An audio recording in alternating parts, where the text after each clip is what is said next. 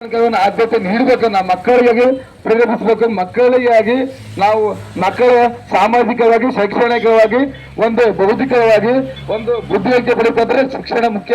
ಆ ಶಿಕ್ಷಣದಲ್ಲಿ ಶಿಕ್ಷಣ ಕ್ಷೇತ್ರದಲ್ಲಿ ಒಂದು ಪ್ರಜಾಸೌಧ ಆಗಲಿ ಯಾವುದೇ ಒಂದು ಈ ಪ್ರಜಾಸೌಧ ಕಟ್ಟಲಿಕ್ಕೆ ಹೊರಟಿರುವಂತರು ನಿಮ್ಮ ನಡೆ ನಾವು ಸರಿಯಲ್ಲ ಅಂತ ನಾನು ಸಚಿವರಿಗೆ ಸಾರಿ ಮನವಿ ಮಾಡ್ತೇನೆ.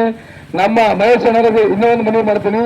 ಮಹೇಶ್ ಅಣ್ಣ ಅವರೇ, ಈ ಧರಣಿ ನೀವು ಅಂದುಕೊಂಡಿರ್ಬೋದು ಈ ಸಮಾಜದಲ್ಲಿ ನಮ್ಗೆ ಯಾರು ಸಪೋರ್ಟ್ ಮಾಡ್ತಿಲ್ಲ, ಈ ಧರಣಿ ಮೂಲಕ ನಮ್ಗೆ ಯಾರು ಇದು ಮಾಡ್ತಿಲ್ಲ.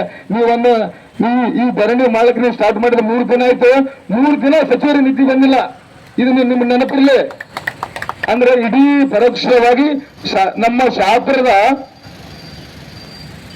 1,75,000 ಜನಸಂಖ್ಯೆ ಮತದಾರರಿದ್ದಾರೆ. 1,75,000 ಜನಸಂಖ್ಯೆ ಮತದಾರರು ಕೂಡ ಈ ಹೋರಾಟವನ್ನು ಪ್ರತಿದಿನ ವೀಕ್ಷಣೆ ಮಾಡ್ತಿದ್ದಾರೆ. ಈ ಧರಣಿ ವಾತಾವರಣ ನಿಮ್ಮ ಸ್ವಾರ್ಥಕ್ಕಾಗಲ್ಲ.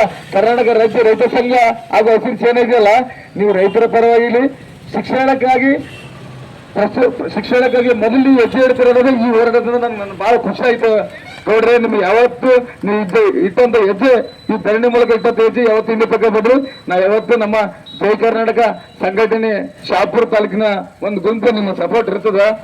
ಎಲ್ಲಾ ಸಂಘಟನೆಗಳು, ರಕ್ಷಣಾ ವೇದಿಕೆ ಆಯ್ತು, ಈಗ ಎಲ್ಲಾ ಸಂಘಟನೆಗಳು ನಿಮ್ಮ ಹೋರಾಟಕ್ಕೆ ಬೆಂಬಲವಾಗಿ ನಾವು ನಿಲ್ತೀವಿ. ನೀವು ಯಾವುದೇ ರೀತಿಯಲ್ಲಿ ಈ ಸಂಘಟನೆ ಒಂದು ಒಳ್ಳೆ ರೀತಿಯಲ್ಲಿ ಒಂದು ಶಿಕ್ಷಣ ಪರವಾಗಿ ಹೋರಾಟ ಮಾಡ್ತಿದ್ದಾರೆ. ನಾವು ಕೂಡ ಈ ಹೋರಾಟದಲ್ಲಿ ಭಾಗಿಯಾಗಿ ನಾವು ನ್ಯಾಯ ಸಿಗೋವರೆಗೂ ನಾವು ಹೋರಾಟ ಮಾಡ್ತೀವಿ. ಇದು ಎಷ್ಟು ದಿನ ಹೋಗಲಿ, 50 ದಿನ ಹೋಗಲಿ, 100 ದಿನ ಹೋಗಲಿ, 200 ದಿನ ಹೋಗಲಿ, 1 ವರ್ಷ ಹೋಗ್ಲಕ್ಕ ನಾವು ಇಲ್ಲೇ ಕೊಡ್ತೀವಿ. ಇವತ್ತು ಮಹೇಶ್ ಅಣ್ಣವ್ರು ಕುಂತಾರ, ನಾಳೆ ನಾವು ಚಾದರ್ ತಗೊಂಡು ಆಟ ಮಾಡ್ಕೊಂಡು ಊರ್ಲೇನೆ ವಿದ್ಯಾರ್ಥಿಗಳು ಹಾಕೊಂಡು ನಾವು ಬರ್ತೀವಿ. ಅಣ್ಣ, ನೀವು ಯಾವುದೇ ರೀತಿಯಲ್ಲಿ ಏನೇ ರೀತಿಯಲ್ಲಿ ನೀವು ಎದೆಗುಂದಂತ ಕೆಲಸ ನೀವು ಮಾಡಬೇಡ್ರಿ. ಈ ಸಂಘಟನೆಗೆ ನಮ್ಮ ಶಾಪುರ ಸಮಸ್ತ ಯುವಕರಾಗಲಿ, ಮುಖಂಡರಾಗಲಿ ಒಂದು ಬೆಂಬಲ ನೀಡಬೇಕಂತ ನಾವು ಮನವಿ ಮಾಡಿಕೊಳ್ತೇನೆ. ನಾ ಇಷ್ಟು ಹೇಳಿ ಈ ಮಾತನ್ನು ಮುಗಿಸುತ್ತೇನೆ.